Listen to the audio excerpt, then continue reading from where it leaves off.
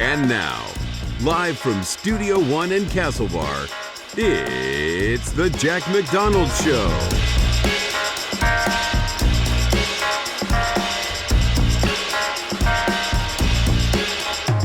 Hello. You're welcome to the Jack McDonald Show, broadcasting about 4 days a year. I'm sorry about that. We're going to do better next year. It's at the top of my New Year's resolution board.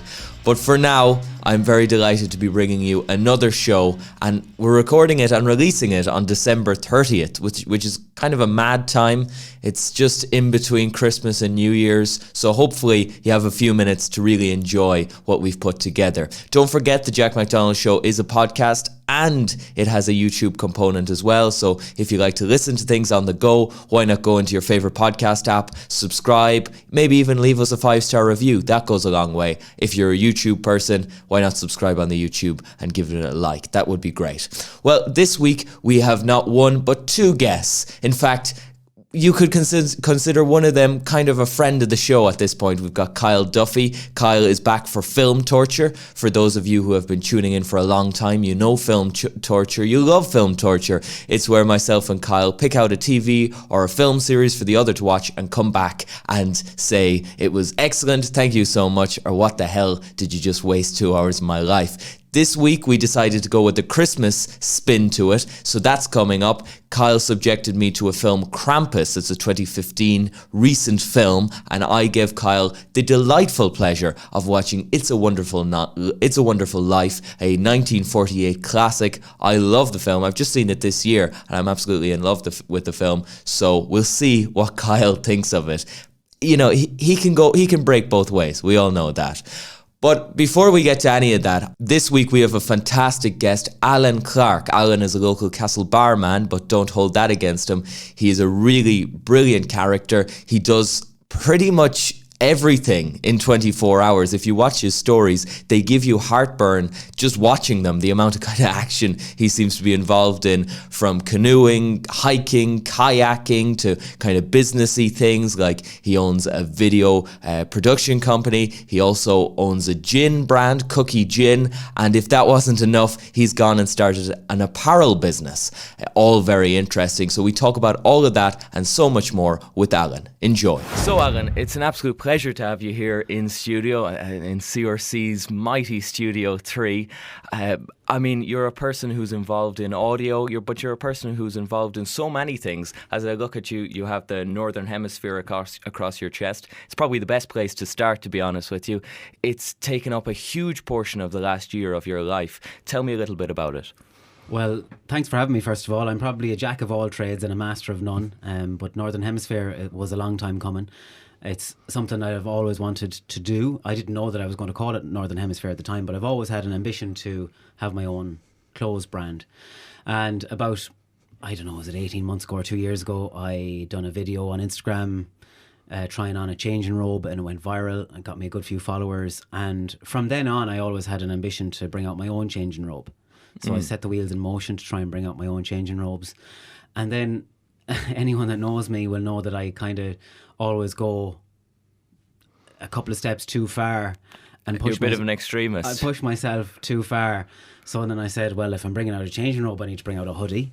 And then it came to bringing out a female fleece and this, that and the other. So it kind of spiraled, but it's been good, and it's been in the process for probably 18 months, and thank God we got off to a great start. Yeah, because it's such an overhead to take on. Even during lockdown, myself and a friend of mine, we decided we'd sell a couple of caps online, and that was the most stressful 2 months of my life. Ordering the caps in, talking to suppliers, getting hit by customs and all of this kind of stuff, and that was for, I think it was 100 little snapbacks. So to have presumably hundreds, if not thousands, of stock, and to manage the whole thing and different variations must be, you know, a real challenge. Yeah, it was definitely full on, and it's the biggest thing I've ever done in my life. I've like you, I brought out hats 2 years ago. I did a run for MS, and then I started selling hats, and then all the proceeds of the hats were going to the MS charity. And so I had dabbled in selling bits and pieces before, but nothing to this scale. And like when we put the website on sale, it went really well. But I didn't sleep the next morning. I had to go in and learn how to print the labels, learn how to package, learn how to send things, and it was really overwhelming. But like you say, there's loads of things that people don't see, the customs and the different things. And you can order 1,000 hoodies on the 1st of February, and then when they're being sent on the 1st of April, they say, sorry, they're €4 more than the ones you ordered, and there's nothing you can do about that. And to them it's such a small fraction, but to you, you've just gone out of business before you've started, or certainly you have to readjust things. Yeah, there's loads of little things like that, so nothing is straightforward, and business is tough for everyone, you know, whether you're a little coffee shop on the main street or an online business selling hoodies. It's tough and it's challenging. And it's funny that it's the viral video that like propelled you to Instagram fame. You're now at 82.6 thousand followers as we're recording, and obviously it spawned a lot of different things, Kookie Gin and your clothing brand. But that Instagram fame I'm particularly interested in because you mentioned on your podcast at one point that you had been uploading for quite a few years to maybe a couple of thousand followers. And I think that's much more interesting than being very famous. It's the kind of 10 years that make you an overnight sensation. Tell me a little bit about uploading to maybe 1,000 or 2,000 followers as opposed to a mega audience. Well, I'd like to think that I haven't changed my personality much over the last 10 years. I think I was a bit of a messer. I was doing the same things all the time.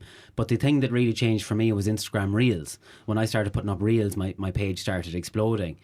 Now, there's probably plenty of people that say that you've changed or this, that and the other, because I went through a phase of...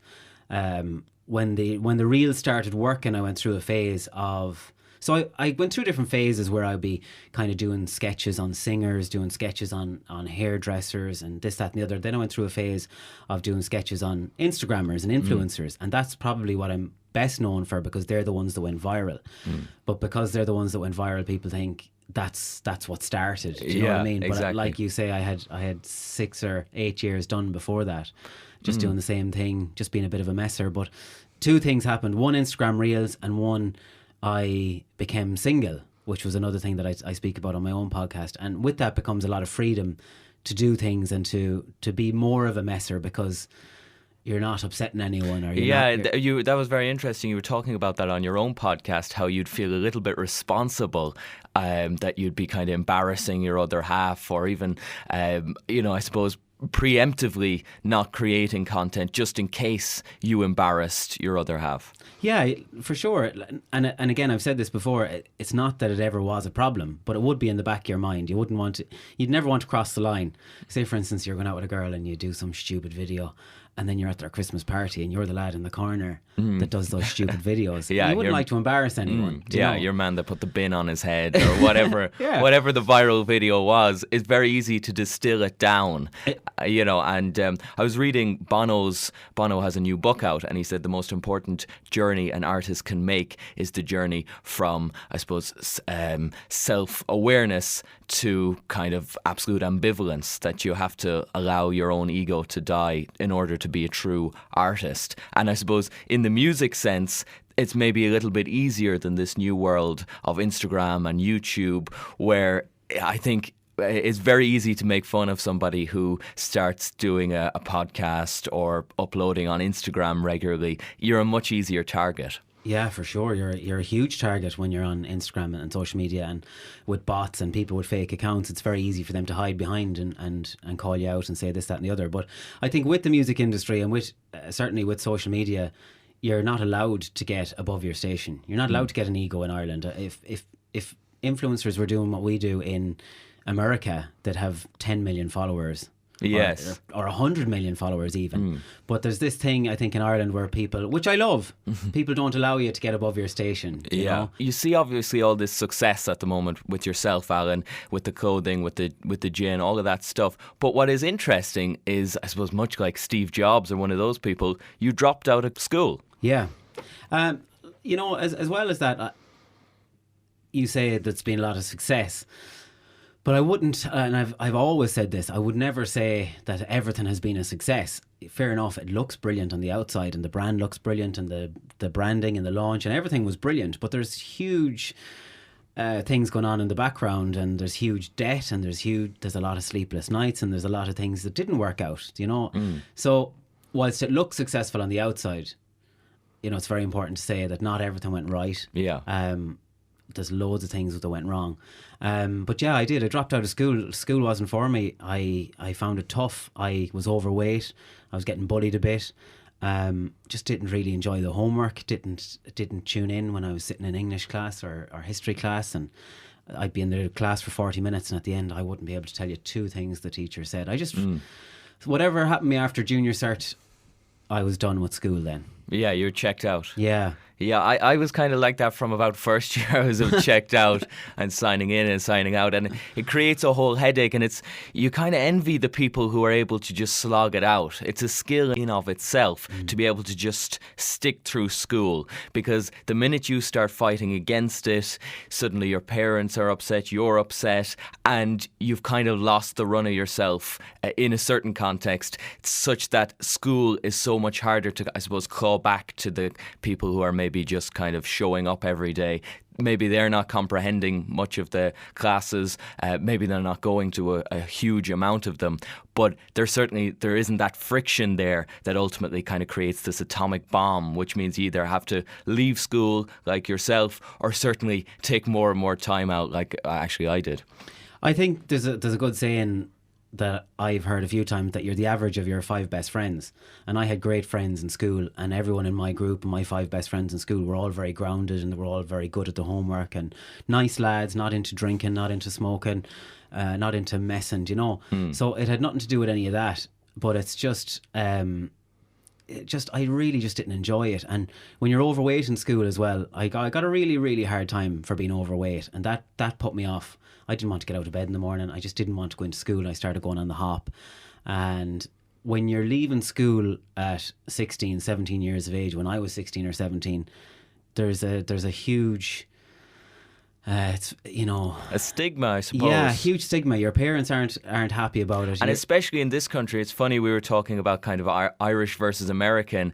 The American, depending on the state, may have some pride. That's my boy. He left school. He told those damn teachers. But here we follow the line so much more that would be kind of a little bit of a scandal in the parish. Did you hear Alan Clarke left school? Absolutely it was, yeah. And Tony McHugh, God rest him, he owned the Welcome Inn Hotel, and he had a building company, and my dad went to him and asked him, I wanted to be a carpenter. Woodwork was the only thing I had any interest in school. Woodwork and tech drawing, but I found the tech drawing then really hard in the higher level.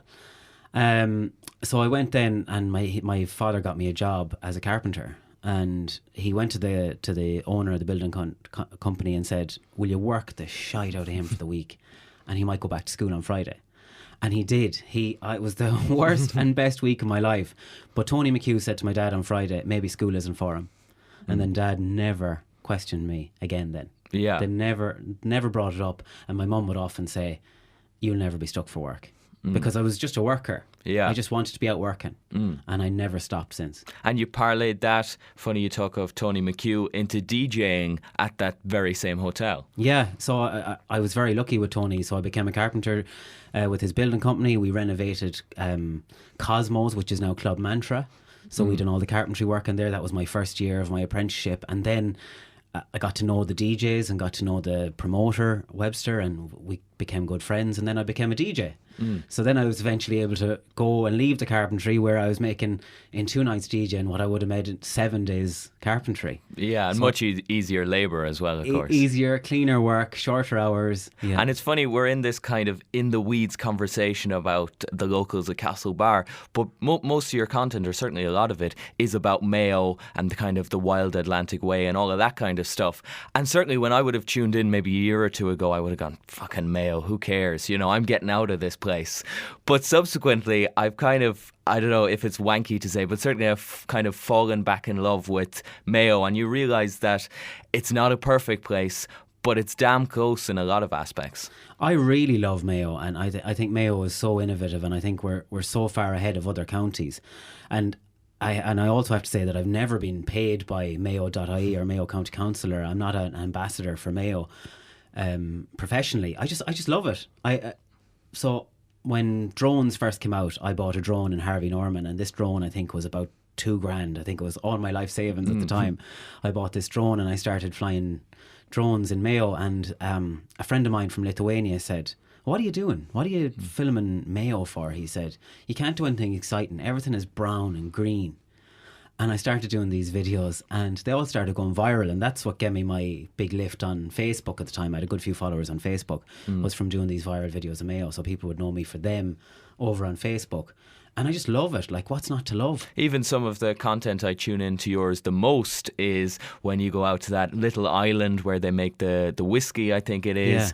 Yeah. There's so many little kind of crooks. You were in, I believe it was McCarthy's pub in Westport, which is a place I've gone past a million times but never been inside. There's so many small little crooks and crannies of this county that you never explore, but through your content maybe we get a glimpse of it. Exactly. I brought 150 people down to Carrataig to do a loop walk down there, and I'd say 99% of people on my page never heard of it. And it's one of the, I think it's rated one of the top 3 cliff walks in Europe. And there's things like that people don't know about. Everyone knows Westport, everyone knows Knock Shrine, everyone knows maybe Turla Museum, but they don't know about these little, like Clare Island, like you say, or the story that's going on out there with Carl and the whiskey. And there's so many little cool little places that I just love showing people and love telling them about. I suppose on the subject of alcohol, you became your own alcohol proprietor earlier on last year, or I suppose about a year ago, with Kookie Gin. Tell us a little bit about that. Kookie Gin came about when I was going through my influencer phase of how to become an influencer, and then one of the key steps in how to become an influencer was tell people you've got big news coming soon. And every day on my stories, I just kept saying I have big news coming soon, and I had no news. I had no news at all. So I might have been in Dunn's shopping, and I said, "Oh, stay tuned, I've got big news coming soon." So it was just a bit of crack. But then people were stopping me on the street, genuinely asking me, "What's the news? What's the news?" And I remember I was at a deli counter here one day, and one of the lads making the sandwiches came out behind, and he goes, "I love your page. Come here, what's the news?" And he genuinely leaned into me, and I had no news. Yeah, as if he was the one person who would get the news. He was like, "I love your page. I follow you there. What's the news?" He wanted the scoop. And I went out and I sat in the car and I said, "I need to come up with something." And I said, "I just need to come up with something to end it." Yeah. It wasn't really that I wanted to become a multi-millionaire from the big news. I just wanted to say, right, I'll bring out some news, whatever it is. And I looked at doing hats and hoodies and mugs and everything. And then I thought, well, everyone's doing that. Most influencers and most content creators have their own hat or have their own brand. And I just wanted to bring people along on a journey because I'm big into marketing and I love stories like that. And I just wanted to test myself to see what I could do. So I approached the distillery in Ballina and asked them if I could bring out my own gin, because 85% of my followers at the time were female. So whatever it was, I wanted it to be targeted towards females. Yeah, it was hardly going to be a pint of porter or something. Yeah, I don't think stout would work now for my followers. And they came on board. I was lucky at the time because when I went into the receptionist knew me and she said that she followed me, and she put me in touch with the CEO, so I had a foot in the door straight away. And then I went to Cavanagh Soup Value, who are based in Westport, and they agreed to buy it off me last Christmas. And it was just, everything fell into place, and then I launched Kookie Gin. But the one thing about it was, I didn't want it to be any gin. I didn't want it to be any old crap at all, because I could have bought the cheapest gin on the market, put it into a bottle and sold it for whatever I wanted. So I consulted with a spirit consultant in Germany called Julia Nernay, and she's very hard got. She won't work with everyone, so I told her my story and I told her what had happened over the last few months, and she genuinely just became one of my good friends and fell in love with the story, loved the dog, loved the idea of it, and she created 5 sample gins for me. We sent them around to gin experts and people who consider themselves gin experts and people who drink gin on a weekly basis, and 90% of them picked one particular sample. And we went with that and it became Kookie Gin. And then we launched Kookie Gin last year. And a mega success it was. It sold out. It was a mega success in that I wasn't left with any. But it's very hard to make money. You can't make money in alcohol unless you're doing tens of thousands. Like I think we sold 800 bottles last Christmas, which wasn't even enough to pay for itself. So like last year, Kookie Gin lost money last year. The first year we launched. But from outside looking in, like you say, it sold out and it was a huge success and everyone bought it and everyone liked it. So yes, it was a success. But financially, it wasn't great. It's not a great business model. It's funny you mentioned the hiking and I suppose kind of the telling a story around the marketing you do. You recently did an event back in Westport where you brought a load of people as part of that hiking trip back to Westport, and kind of, I suppose, a party ensued. This was one of the first times I suppose you would have come face to face with a large group of your followers. What did you make of that whole situation? Oh, God, looking back now, it was very intimidating, and it's again something that spiralled from an idea where I said I might bring people to Belmullet to do a walk, and then I said, sure, you can't really bring them without having an overnight stay, and then I approached Hotel Westport, and the dates didn't really suit, and then it kind of fell by the wayside, and then they got back to me and said the dates did suit, and then they kind of drove it on then from there, and then it became this 2-night weekend package. And we went down to Belmullet for a walk, and then we had a band on the Saturday night and a DJ on the Friday night, and it was a huge success. But I remember on the Friday night when I went up to the bedroom to change, I was freaking out. So I wore a shirt, and I was in the bedroom, and I was going down to meet 150 people that I'd never met before, but obviously knew me and liked my page and liked what I do. And I was sweating so bad in the room that I had to change my shirt before I left the room to go down to them. That's how nervous I was. Yeah. But when you go down there, they only see your man from Instagram. And sure, isn't he at home? Isn't he loving the attention, etc., etc.? Exactly. And you have to put on a bit of a show for them. There's a funny story from that, which is that, of course, as you say, 85% of your follower base are women. So people probably rightly assumed it'll be mainly women that go to it. But 2 smart individuals cracked that code. There was two single lads, that they landed in. Now there was a few. What was really interesting about the weekend was I was in reception meeting people as they were coming in on the Friday, and then there was the odd husband or boyfriend that was dragged along, and it was all very strange in reception where the female would be delighted to be there. She'd be thrilled to have met you in real life and looking forward to a great weekend, and then the husband or the boyfriend would be standing like 2 steps back wondering what's going on here. What is this guy a threat? Yeah, well not so much of a threat, but what have I been dragged along to, and what's the attraction, because they don't follow me, and they don't know anything about me, and then these 2 lads walked in, and I had recognised them from around, like I know they were from around the Westport area, and I said, how are you lads, how are things? And they said, how are things? They were checking in, and I said, are you on a stag or what? And they said, no, we're here for your weekend. And I just started laughing, and then they didn't laugh. I was like, what?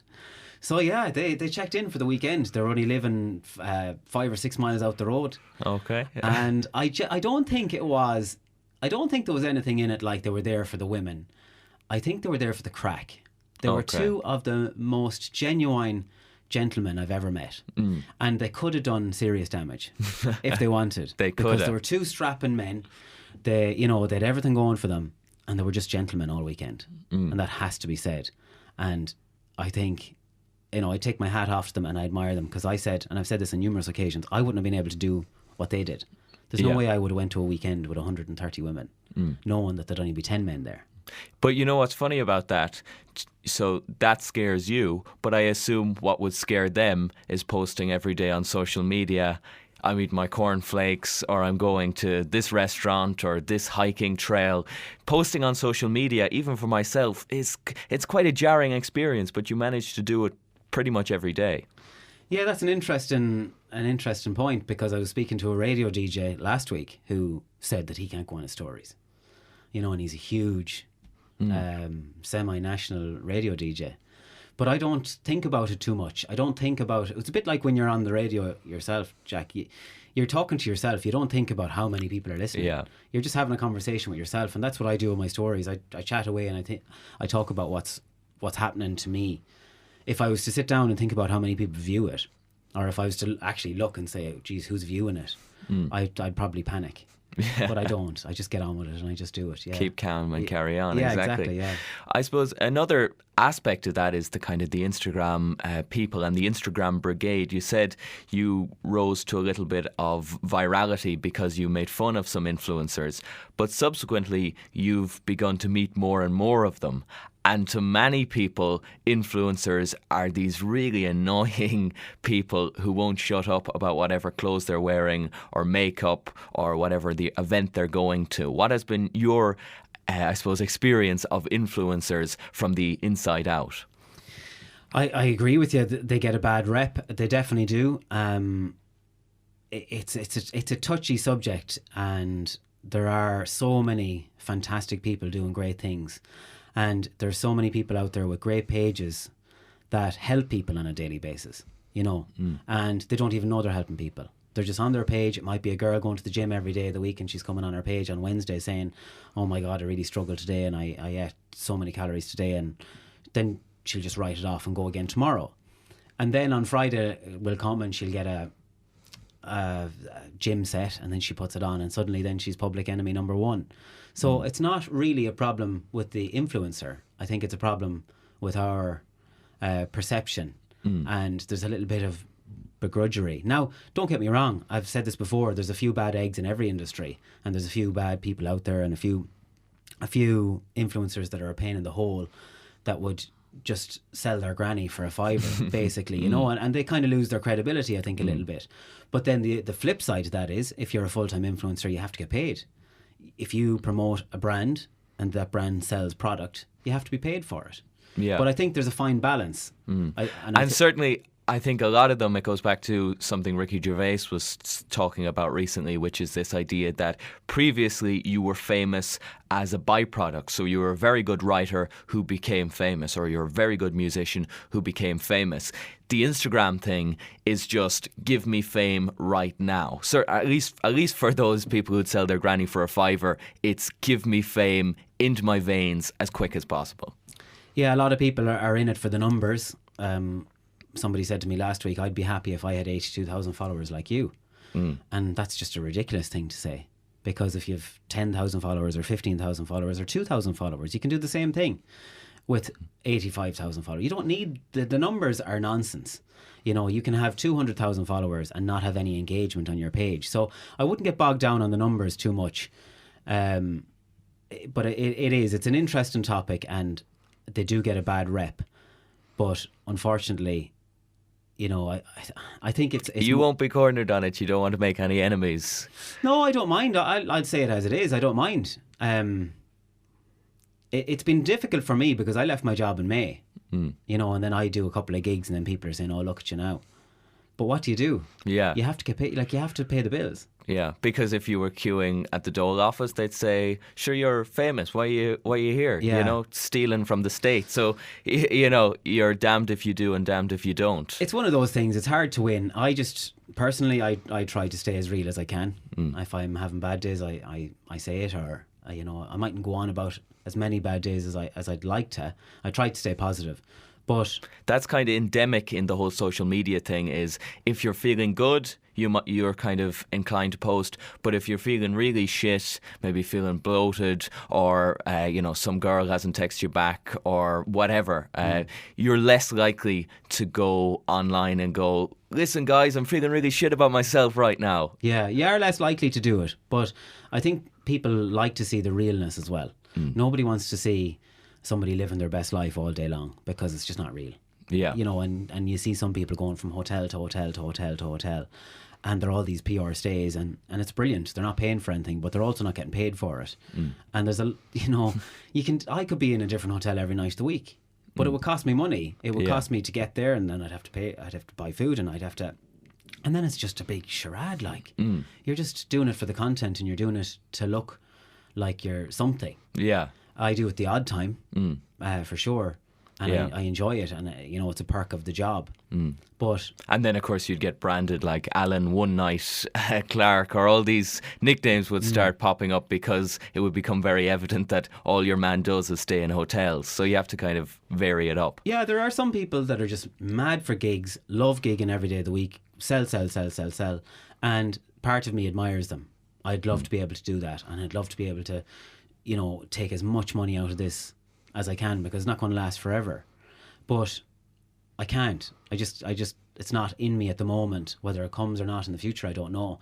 I just love the idea of building my own brand. And I don't want to be the face of Northern Hemisphere forever. I want to get it up off the ground and let other people be the face of it eventually. Hopefully, touch wood, that it's going to be a success. It's fascinating you say it's not going to last forever, because that's something, I suppose, when we were talking about the music conversation, there's the idea that you have one or two good albums in you and then you're kind of done and you have to ride that wave. Do you feel like you're riding an Instagram wave, or that this can maybe be preserved for, I suppose, longer than an overnight success band may have had over the last, 20 or 30 years? No, I definitely think it's a wave, and I definitely think it could end tomorrow for anyone. Who knows what's going to happen? Who knows? You could wake up tomorrow and your page could be deleted and then you're nobody again. Instagram mightn't be popular in 2 years' time, and then it might be TikTok, or it might be the next social media, and it might just not take off for you on that platform the way it did on Instagram. So it's definitely a wave, and whether you can ride it onto the next wave or not is the question. So it's hard to know. Exactly. Well, thanks so much, Alan, for taking the time. It's been fascinating. If people want to check out the clothes, it's northernhemisphere.com. If they want to check out your Kookie Gin, it's in a couple of retailers, I believe. It's just it's only in Ballina in the distillery, and it's available on their website, connachtwhiskey.com. Perfect. Thanks a million. Thanks for having me. And now it's time for Film Torture, the segment where both myself and Kyle recommend films to each other and at times torture each other with different movies. And then we come together and we reconvene and discuss whether it was indeed a torture or a delight, a pleasure to watch the films we subjected each other to. This week we decided to go for a Christmas tilt because, of course, it is the season. Kyle is joining me now. We haven't seen Kyle in a long time, and indeed he's grown a beard. Kyle, how are things? No, I just want to correct you. I've grown my beard out. The beard was always there, but yeah, I said I'd get warm for the Christmas months, so I grew the beard out. Yeah, great to be back on the podcast, Jack. Really appreciate it. It's going well. Got to sit down and watch It's a Wonderful Life, which was your recommendation. Happy to be back on and talking movies. Perfect. Well, the film you recommended to me certainly wouldn't warm your heart, or, well, I suppose we'll see what the listeners think, but to me, it didn't really warm my heart. It was Krampus, 2015 film, so quite recent. It's defined as kind of horror fantasy, got a bit of mythic in there as well. It's running just over an hour and a half, 1 hour 38 minutes, and in my opinion, you felt a lot of that. It's quite a good film. And I think for people perhaps who are in that period between, say, December 26th and December 31st, where time just grows legs, I think they would knock a bit of fun out of this. Yeah. But Rotten Tomatoes has it somewhere around the 50%, and to me, I kind of understand why that is. I'll just give a run through for people who perhaps haven't heard of it. So the plot, essentially, frustrated by the constant quarrel between the members of a dysfunctional family, Max, a young child, loses interest in the idea of celebrating Christmas. And in doing so, he awakens this monster, Krampus, who is a demon who will go on to punish his entire family. Max is played by J. Anthony, who has been in Bad Moms and the 2016 version of The Jungle Book. To me, as I say, decent film, but lacks a certain level of quality that would take it above, your classics, your Home Alones or your Love Actuallys. Why did you recommend it, Kyle? Well, it's funny you mentioned Home Alone. When I saw this movie, I saw it a year ago, and I was doing a bunch of different Christmas movie reviews for CRC here in Castlebar, and I just thought, okay, I need to switch up the kind of movies I'm doing. Everyone sits down and watches the same Christmas movies every year, and that's why I wanted to recommend Krampus to yourself. I knew you'd have a similar opinion of the movie to me, because I can see why it's at maybe 52% on Rotten Tomatoes. I am surprised it's not lower, because just going back to you mentioning Home Alone, it seems like a warped, messed up version to Home Alone, where he wishes his family wasn't around, and instead of his family disappearing to New York or going away on holiday, Krampus comes to take them away himself. And also, I was kind of inspired by the episode in The Office where Dwight is celebrating Krampus instead of the traditional Santa Claus. And I loved that show. So I said, I'd switch it up for our Christmas reviews and give you something non-traditional to watch. It's I funny do you agree. mention Home Alone, though, isn't it, Kyle? Because in Home Alone, the child takes the initiative essentially to kind of bring down these robbers, and he is the central character. The child here, in theory, is the central character, but he doesn't really man No, up, so no, to he doesn't. speak. He doesn't. He He doesn't kind of hold a candle to. shirks. Yeah, Yeah, exactly. He shirks his responsibility, in my opinion. yeah, and I think it's one of those things where really, when you look at Kevin McAllister as a character, just staying on the topic of Home Alone, like you said, Jack, he mans up. It's his domain. He has to protect his home, and he comes to the forefront as the main character because he has to in that scenario, because he's the only one on screen for the majority of the film. And for a young child actor, Macaulay Culkin, we all know his talent now. But I think, before Home Alone, he maybe appeared in Uncle Buck, a great movie with John Candy, but he wasn't the central focus. He was a supporting role there. I think Home Alone was the making of Macaulay Culkin, and then he went on to do great movies after that as well. Yes, and when you mentioned Macaulay Culkin, it's an important fact because the child actor phenomena, I think we've talked about it here, but a child actor, the more you think about it, you realize how smart you have to be a child actor, because you have to be in touch with all of these various emotions that you have to understand and then portray back to an audience. And you can't be too overt with it. You need to understand that anger has many different levels, as does sadness, as does happiness. And I think that's perhaps one of the fallings of this film.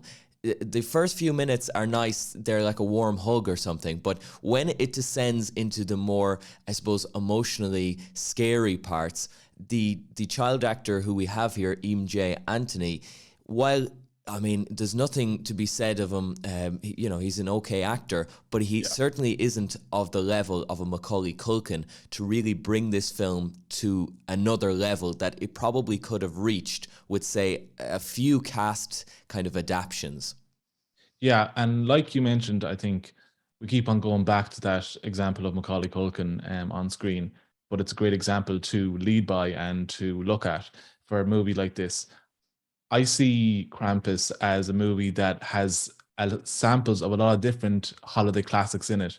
We look at the annoying family members coming over for the Christmas.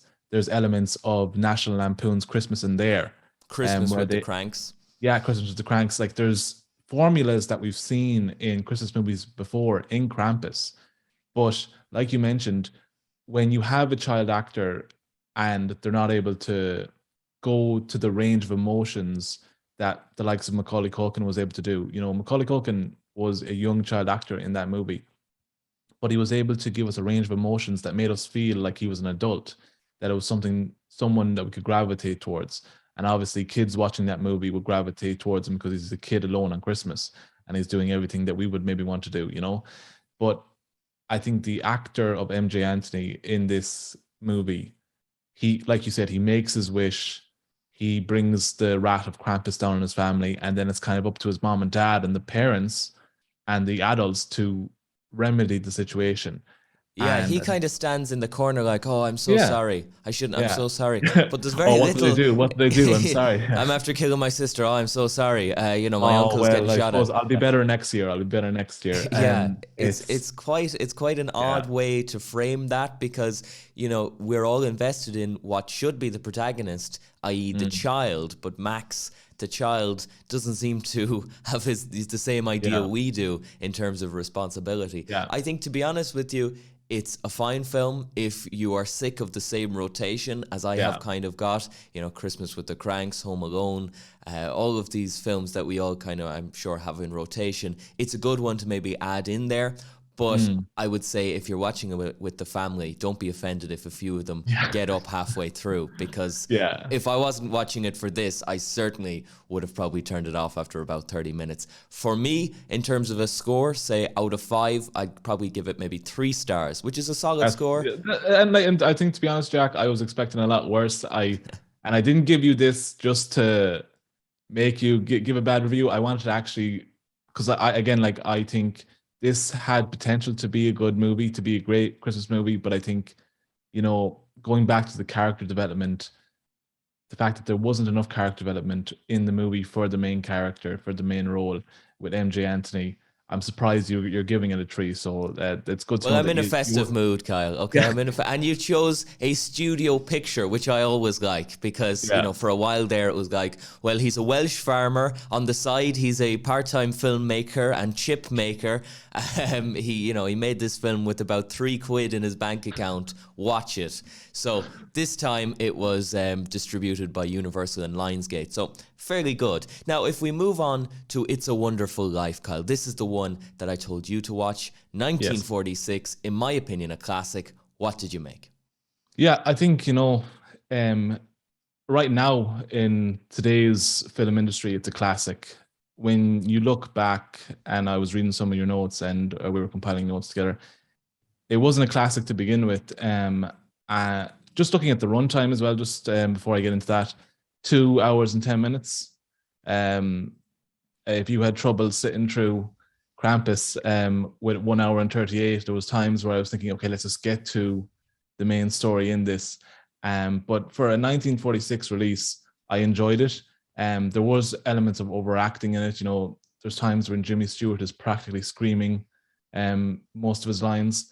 There was one stage where I was watching it earlier on, just finishing up the movie, and my fiance came in the room and asked me, who the hell is screaming on the TV? And I had the volume at about 8, so that should tell you how much he was projecting his voice. But when you look at the Christmas classics, I think It's a Wonderful Life, everyone says, okay, that's the one you need to watch. That's the one you need to invest in and kind of learn from as a Christmas movie.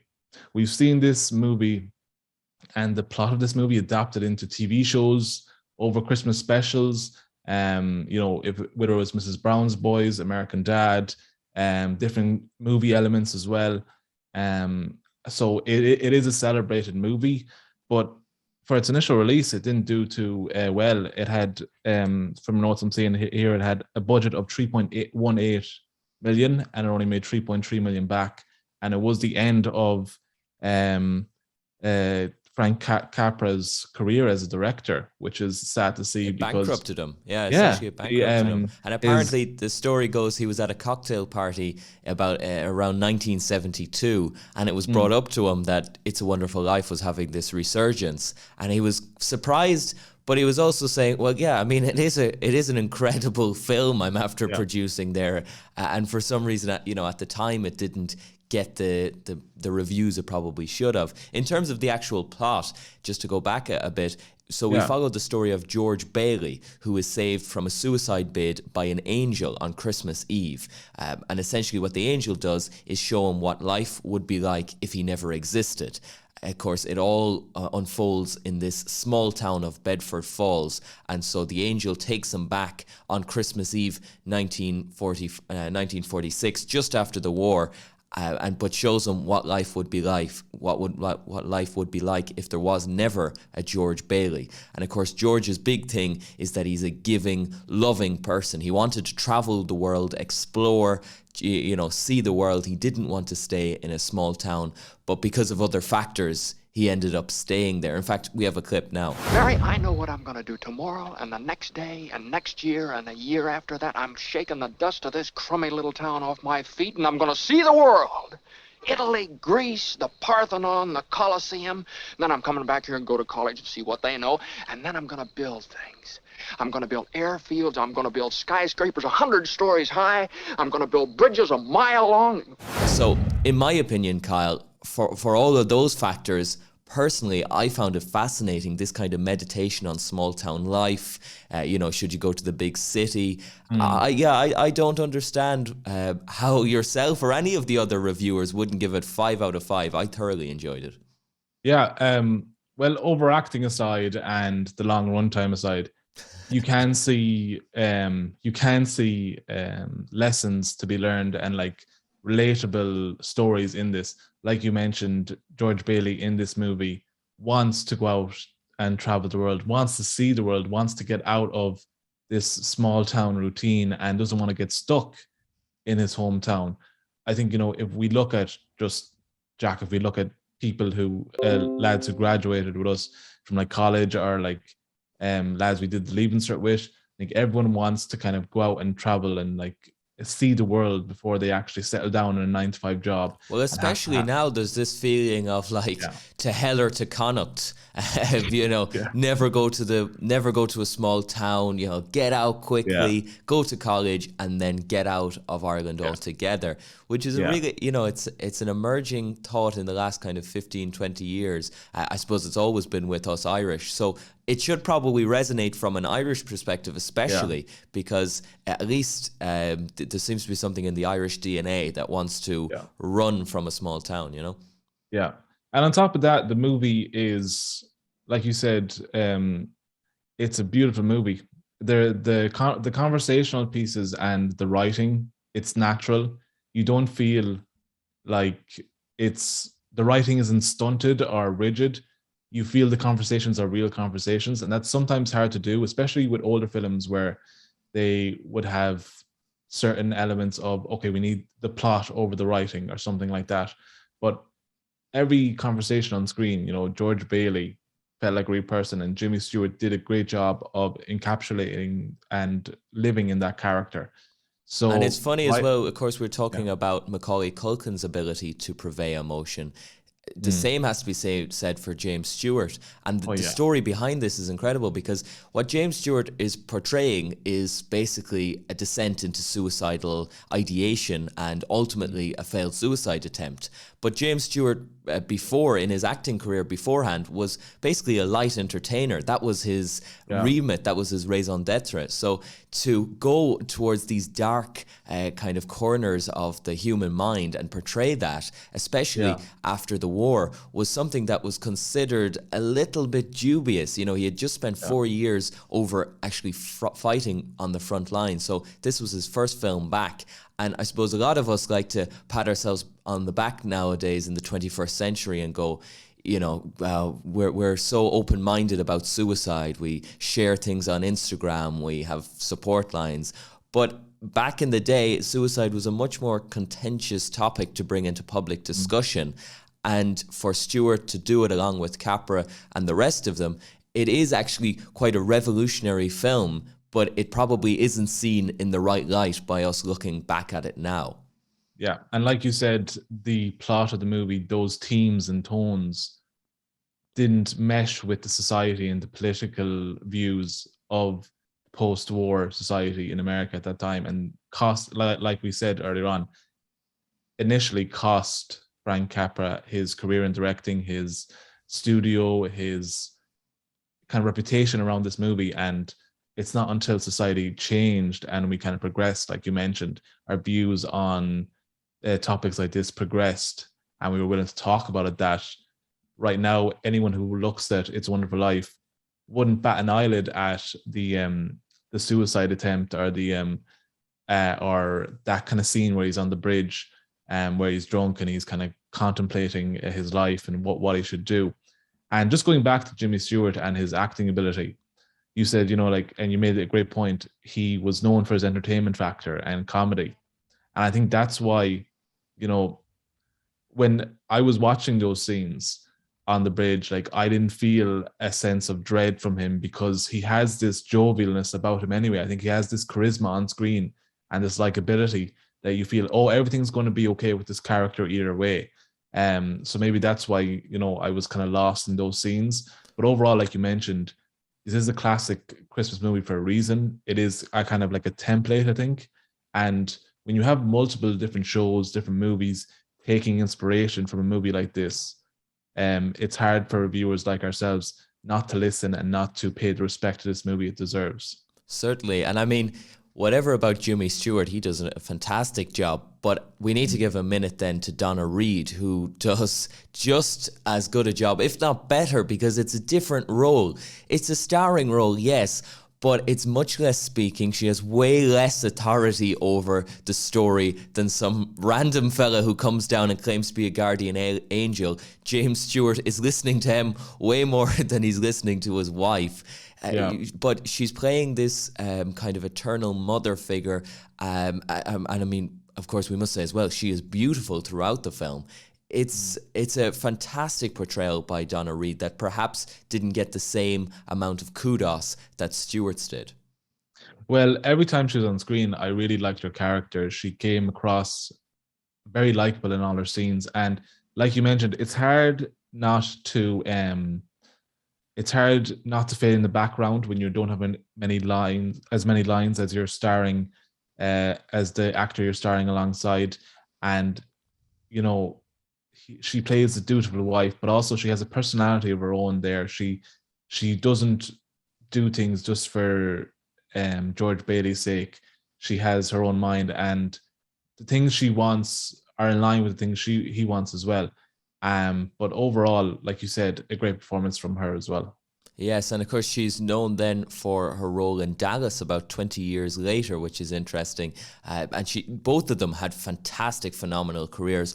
All in all, I could not recommend the film more. It's to me as well, because I suppose I came in not with the degree of snobbishness, but certainly with a degree of skittishness, because older films, you have this caricature portrayal that it's going to be musical, that it's going to be kind of a way of interaction that society has lost, or kind of old English type speaking where they put E's and Y's on the end of words that don't need them.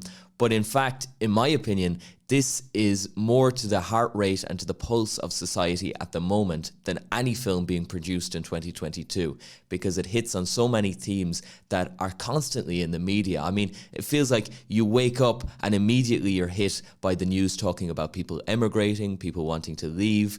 There's a huge societal discussion ongoing about suicide and mental health. So, two big kind of themes in this film that are portrayed. Both films, it must be said, It's a Wonderful Life and Krampus, have this kind of joint element of the mythic. Both are kind of this mythical element. And then as well, both their protagonists in both have this idea of kind of being loving, caring people who just get to the end of their tether, and they cause this kind of chain reaction which then needs to be walked back by others. Yeah, it's only when you say it now that I realize that the themes and tones between both movies are a bit more similar than you would think upon first viewing or listening to it. And as well, it's just going back to the movie It's a Wonderful Life. I have to agree. I fully agree with you that the tones and themes match our society now more than ever. Like the sense of community that we all need to have, and I think the fact that especially from Irish perspective, like we mentioned, I think the kind of stance is now with younger people of we'll get out of our hometown, we'll move away and emigrate from Ireland entirely, and that's the way things are going. But in this movie, George Bailey always, when he comes back to the town he knows, Bedford Falls, when he goes back to his family home, when he sees his mother, when he sees his wife and kids, he has that sense of relief. And the fact that he's back where he belongs. I think a lot of Irish people yearn for that as well. We move away because we have to. We get out of our hometown because we have to. But we always have that yearning to come back. So I think that's a very Irish perspective that we can adapt to this movie as well. Certainly. And, all in all, a phenomenal movie. Now, of course, you criticized it in one or two elements. I think I have talked it up, but what is the score? How out of 5, what would you give it? I'm not gonna be too harsh with it. I think I'm gonna give it a 3.5 out of 5, simply because it's too long, Jack. It's too long. That's great. And that is I gave what Manny would call okay. Krampus 2015 stars. I think maybe I'm just a bit. Yeah, I'll give it 4 out of 5. Okay, 4 out of 5, right. Because going once, going twice. 4 out of 5. 4 out of 5 stars 4 out of 5. sold to a 1946 classic, It's a Wonderful Life. Well, Christmas is coming up, so hopefully those are 2 recommendations that you out there in podcast land can all eat up and enjoy. I think especially there's so much content being produced for the kind of the 26th to the 31st. There's quiz shows, there's all these other kind of things, but they would be great films if you do have a minute to go back and watch. And they're great family films as well. There's no obscene nudity or anything kind of crazy that would have you, flipping channels or anything anything like that.